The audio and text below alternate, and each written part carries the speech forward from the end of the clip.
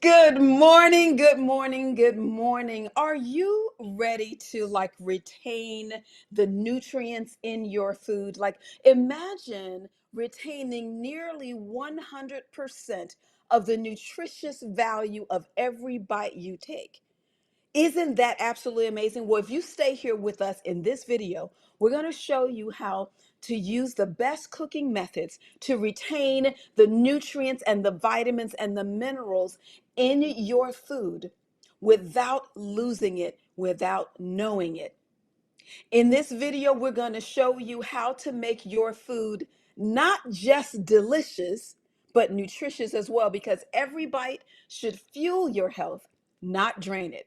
Good morning. I am Dr. Helen, and I am here to help you through this 40-day accelerated healing detox bootcamp. And we are on, what are you saying? Day 23. Can you believe it? Day 23. The time goes by so quickly.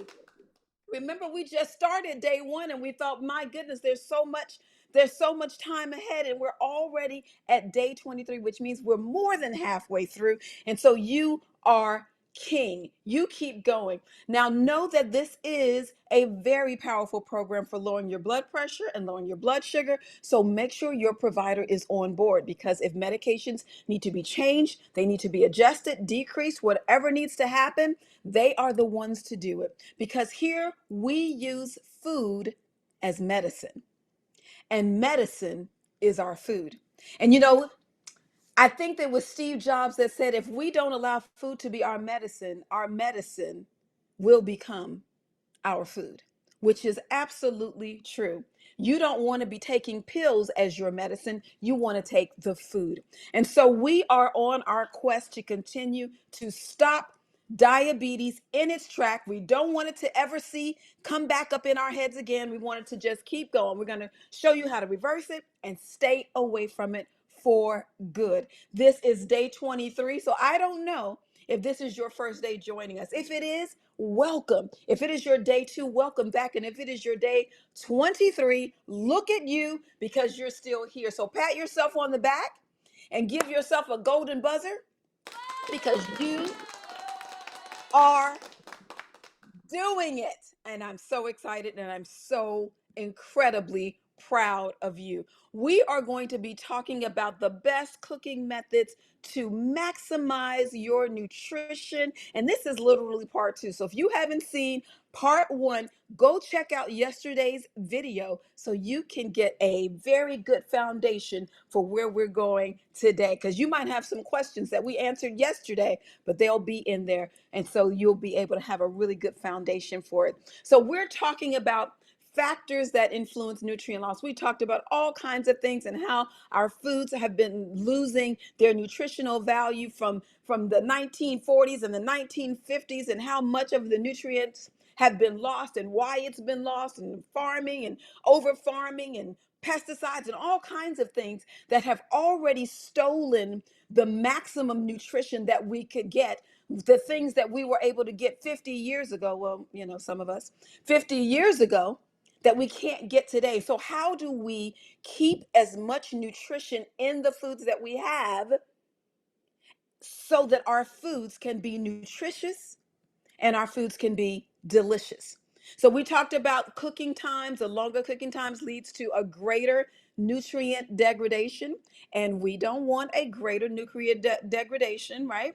We want to make sure that the water that we're using during our microwaving process is is going to be minimized, because the more water that's in that food, like the fruits and the vegetables, they have a lot of water in them. So that means you're going to lose a lot more nutritional value because of the way the microwave is heating up things. We also just touched on yesterday about microwaving in certain kinds of containers, right? And so the containers that will be the most dangerous to use while you're using the microwave is containers, or are containers that are plastic containers. So those containers have toxins in them like BPA, bisphenol A, and they have styrene and all those kinds of things in it, those styrofoam plates. We don't want to use those kinds of items because those things will degrade the quality of our food and the safety of the food as well. When I'm doing all of these testing parameters, when I do the advanced testing on people, I can actually see when people have all of these different toxins in them. And I can pretty much tell where the toxins are coming from. So I can guide and direct you and say, okay, this is in this. And so you got to stop doing that because it's causing this in your system. And so we do know that we have some concerns and we raise our hand. I got some concerns about the microwave cooking. And so we want to talk about what those specific concerns are. And we talked about like the leaching of things coming out of the food when you heat your food in plastics. We know these plastics like the BPA, right? The BPA and the phthalates are hormone disruptors. Let me repeat that.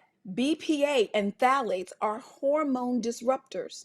How many times are we seeing people that can't get their hormones quite balanced because, or possibly because, of the chemicals that are in the food? And what if you're just going in the microwave and every time you microwave something in a plastic container, it's putting more of these what we call xenoestrogens, which are chemical estrogens that are 10,000 times stronger than your regular estrogen that's in your body, or plant estrogens. So we want to make sure that we don't use those kinds of things. The styrofoam can leach that styrene, which is actually a possible carcinogen. And both of them are linked to an increased risk of cancer, particularly hormonal types, right? And hormonal imbalances and reproductive issues. So we want to stay away from using styrene and styrofoam and plastic containers when we are microwaving our foods. And here is another thing. This was a thing that we used to do all the time. And my oldest daughter loves to have her popcorn in the microwave popcorn. And so we had to like, hey, we can't do that. So, we went back to our old way of making popcorn on the stove. You know how you do it in the pot, shaking the pot back and forth so every kernel pops. We do that. And then I have an air popper, which also is pretty good because I am not interested in putting in popcorn in the microwave because it contains these things called perfluorinated compounds that really are also linked to cancer, right? It's linked to hormonal disruptions. It's really just a crazy thing. And this chemical breakdown of different things that come out during the heating process. There's something called diacetyl in the artificial butter flavoring that's associated with, wait, look, hold on. It's associated with popcorn lung, okay? The people that worked with the popcorn, these folk had a greater incidence of popcorn lung because they were exposed to these really high concentrations of diacetyl. So no microwave popcorn. That is a no-no. Our goal is to help improve our condition so that we decrease the inflammation that promotes disease. Our goal in this talk is to minimize our nutrient loss when microwaving. So because we're trying to minimize our nutrient loss, we have to be careful and know where the nutrients are leaching and where the inflammation is flowing. And that's what we're trying to discontinue. So when you're microwaving, it is important to use microwave safe containers. Opt for glass or even ceramic containers to avoid the toxins that you'll get leached into the food from the plastics and the styrofoam. Avoid microwaving like these really high fatty foods and sugary foods because they will also they will heat unevenly and also allow the food to cool slightly before you can consume it so you can reduce the chemical exposures of these fatty foods. These are just not something that you want to put in your body, not when you're trying to decrease inflammation. We want to stay away from it. Remember that. You also want to cook in the microwave. You want shorter times and you want lower settings because you have to monitor the cooking. You don't want it to be overcooked because the more cooking and the microwave actually cooks the food from the inside out. So you'll find that the center of the food is going to be hotter than the outsides of the food. So the food in the center of your bowl is going to lose the most amount of nutrients as opposed to the food around the periphery of the bowl. So it's very important to use lower settings. Don't microwave on high, right? Lower the temperature down, and don't overcook the food that you're putting into the microwave. Now, we already talked about if you're microwaving vegetables to use minimal amount of water or steam or steam and you want them in a covered dish to try to minimize the amount of water that you're putting in. So you want to cover it up. I personally don't recommend using vegetables or heating your vegetables and fruits in the microwave because the water content will leach more nutrients out of the food, right? So these are the covers that you want to use when you're covering your food in the microwave. And you can see the little holes on top. It has these are the steam escape will escape through that so that all the heat is not stuck inside of the bowl. So it's a good way to get the food to heat more evenly and to retain as much of the moisture in the food as you can. Now, when you're considering keeping the nutrition in your food, the best cooking methods are generally those with minimal water, shorter cooking times, lower temperatures. Steaming, stir frying, and grilling are other ways of cooking, and they sometimes are cited as effective ways of cooking, but we got some concerns that we want to share with you as we continue in our series about cooking. So I am of the school of thought that I am right there regular cooking on the stove with the ones where you turn the handles, you turn the knobs, and that's the one. That's the one that I'm using. I like using my oven. I like using my stove and the oven to cook things in. There's less nutritional loss with these common forms of cooking, right? You're losing more when you kind of trade convenience for less nutrition in some instances. And so, we're just trying to teach you how to keep as much nutrition in as possible. And so, cooking on the stove, using the oven to heat things in the oven, and then steaming actually is a really good alternative. These are really good alternatives to microwaving. I know that we are in a microwave society, and where we always want to we want to we're always in a hurry, so we want to do things as quickly as we possibly can. So I know the microwave is often the most convenient way to do things. I do understand that. I had to use it on instances myself. But when I had to go to work and I decided to make a conscious effort to use less of the microwave sources, I decided that I had to make some changes in the kinds of things that I brought to work to consume. So I decided not to bring foods that needed to be heated in the microwave. I actually decided to bring more raw foods as an alternative to microwaving because raw foods retain 100% of their nutritional value. 100%. And so I was using those kinds of things. And so I had to make a conscious effort to change them. Another alternative to microwave cooking is using a pressure cooker. A pressure cooker saves time, but it keeps the moisture in and keeps the nutritional value inside of the food. As a matter of fact, at work when I was in my office, I had a mini small pressure cooker. Well, it really wasn't pressure cooker. It was really an instrument to heat my food up. And what I would do is if I had food that I wanted to have by the time it was lunchtime, when I got to work, I would just go in my office and plug my little crock pot in, put my food in there and turn the crock pot on, and it was heating the entire time I was seeing patients. And when it was time to eat, my food was ready for me. It came right on time. It was already hot. It was at a low temperature and it just cooked continuously and retained all the nutrients and the moisture inside of that little tiny little crock pot. And I've just absolutely loved it. Now, air fryers are a good way, toaster ovens, steaming. These methods do provide quick nutrient preserving methods, but you just got to do it safely. And tomorrow we're going to talk about using the air fryer safely so that we know that we are retaining as much nutritional value as possible in our foods. So again, reheating food on the stove top or in the oven avoids uneven heating. It preserves the taste, the texture, and more of the nutritional value.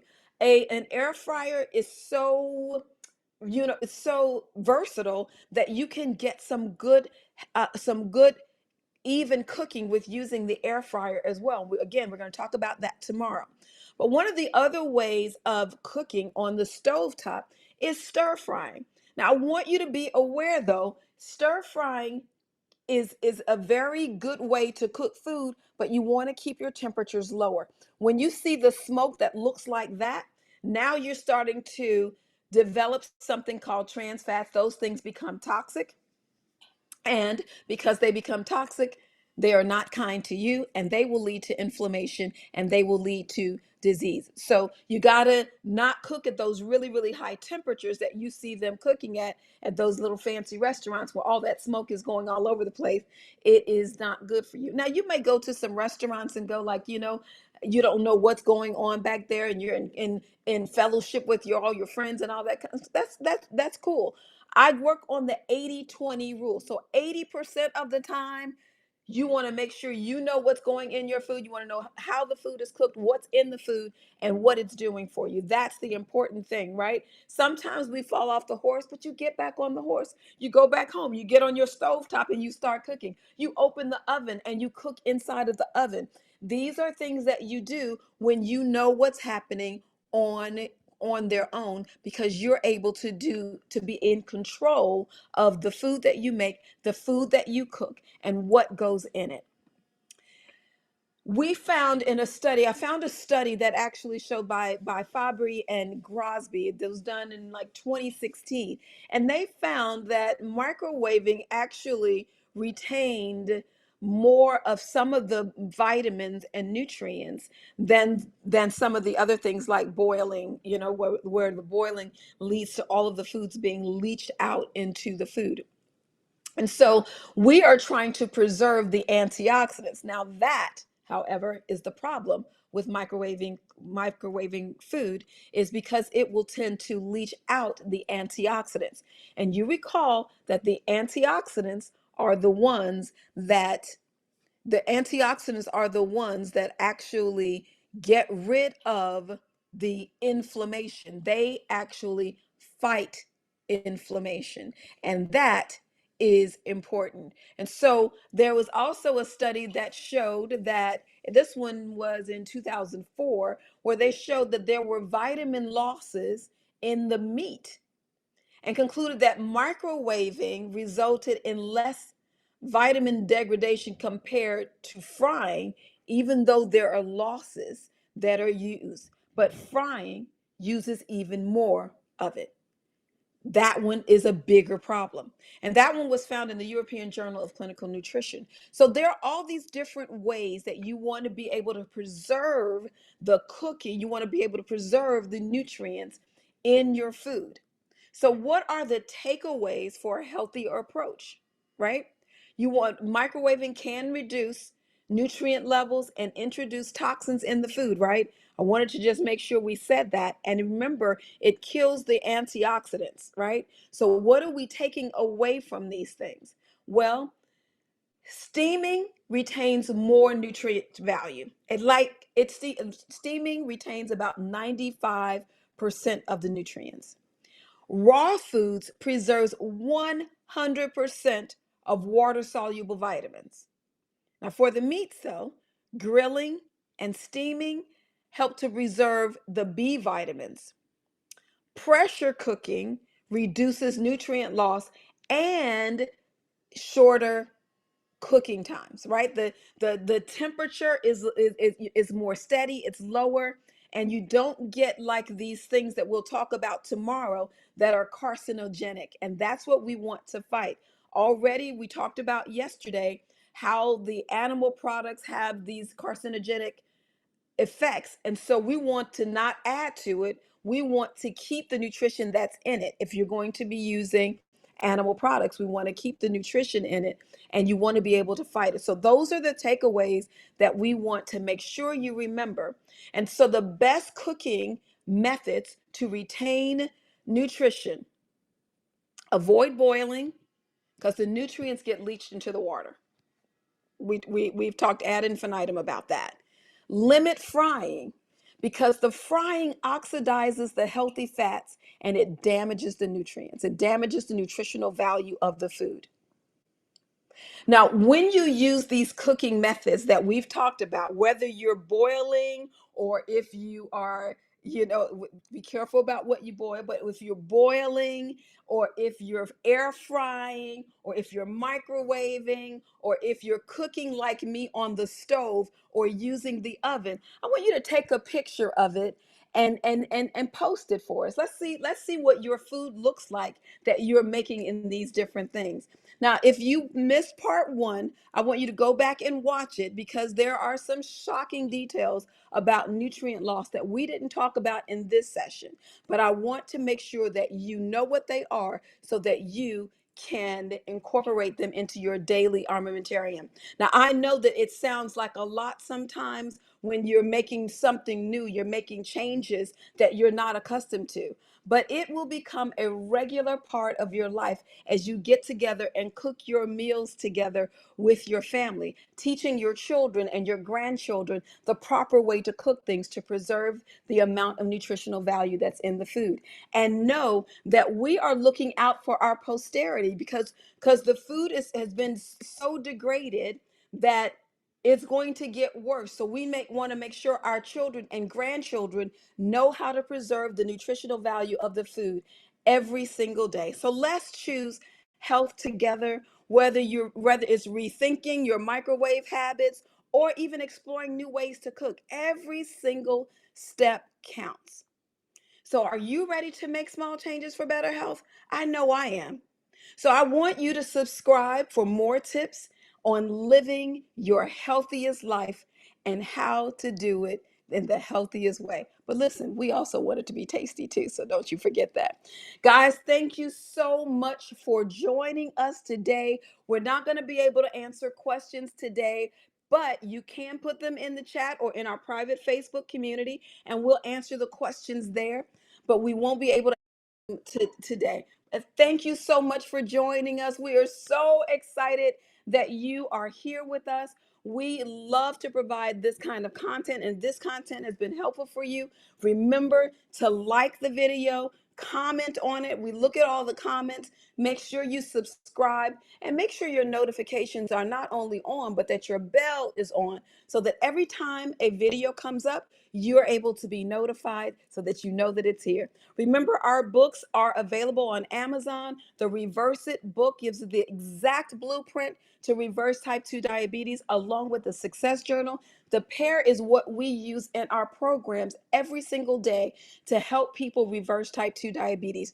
And I boast an 80% success rate, which is better than any rate you're ever going to see in any other treatment that I've ever done traditionally, right? So the combination of lifestyle and tradition is a great combination. Also, it's time for building your immune system. You want to make sure your immune system is strong. So our Power Pack is just the thing and it fits the bill. And you can purchase that on powermypack.com. Again, thank you so much for joining us. We will see you again tomorrow.